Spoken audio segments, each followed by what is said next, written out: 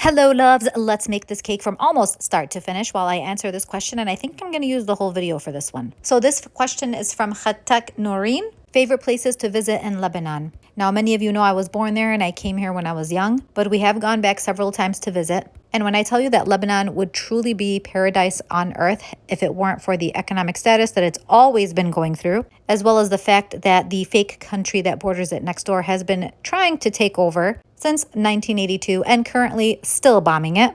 Anywho, that's a whole nother story. But there are so many places to visit in Lebanon that I haven't even visited most of them. So I am going to tell you a few of my favorite ones that are very popular. First things up, you have Jarita. And I truly wish you can see Jarita. I wish everybody can see it with their own eyes because these pictures are crap. The beauty of it cannot be put into words. It's jaw-dropping. They are these caves that have been created underground. I mean, deep underground because of the water over I don't even know how many years. And it's got these rocksicles coming down from the ceiling. And when you look deep down, if you're standing over the staircase, it goes deep, deep down. And then they take you down into the trenches of it, in which you get on this little boat so that you can cross to the other side, where it's like a little pond is the only way I can explain it. And it looks like the purest, most cleanest water I have ever encountered in my life. I just wanted to jump in. And they tell us it's deep, but it doesn't look deep because you could see the floor. And the water is ice cold because it is cold in there. I mean, you're talking like it was 100 degrees outside, but as soon as we got in, it reached down to like 60, 70 degrees. It was beautiful.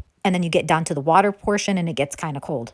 And that is a must-see. I absolutely love it. Anyways, the next one is, by the way, the only reason I don't have any pictures of Jarita is because they don't allow camera footage in there. They take your phones before you go in. You have to go through a metal detector. Anywho, next up is Baalbek, which is a ruin. I don't know the exact history, but that picture you saw was one I took 24 years ago, and that one was a newer one. So just to show you guys a comparison between the two, if you wanted to rewind. It's pretty cool because I got to stand at that same exact spot and take a picture again. Anywho, but it's kind of like those, Greek ruin places that are just amazing. And again, I'm not sure the history about it, but it is absolutely beautiful to visit because it is jaw-dropping. Like you just walk around and you wonder to yourself, how did these people build these massive structures? Massive, detailed, artistic structures. It's just unbelievable. So another place to visit there when you go in the city of Beirut in Harissa is the Shrine of the Lady, the Virgin Mary. And I put a small little video that you can kind of watch where you can either get there through the skyline, but the skyline wasn't working that day, or you can drive all the way up. And I showed you a video of where it is exactly. And honestly, it's more sightseeing because when you get to the top, it's just the view is unbelievable. And you could actually walk around to the tip top of the Virgin Mary. That one is gorgeous as well. There's also so much in Lebanon that is just old and historical. As you're walking around, you'll see little castles. And when you travel to the village area of Lebanon and you see all the old villages that are still there, I mean, everything is just beautiful, beautiful. You can visit the city of Byblos, which also has like an ancient architecture to it. There's little vintage shops you can shop at.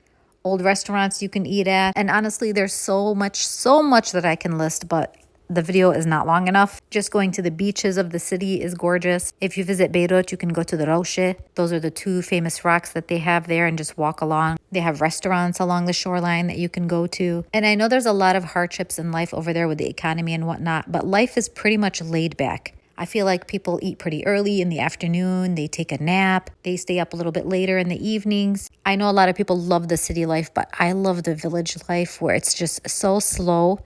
And most of the homes are built on like the sides of mountains and you have this amazing view.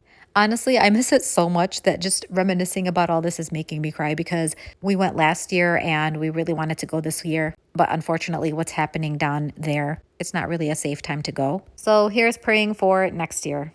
All right, well, now that I've answered this question, let me go ahead and show you how I kind of fixed this cake because it did fall, remember? So I just smeared off the edges because there's no need to start all over again. Thankfully, there wasn't much damage done to the cake, and I couldn't use my regular spatula because then it would smear off the top designs. So I actually had to use like a little card that I cut, and of course it's washed.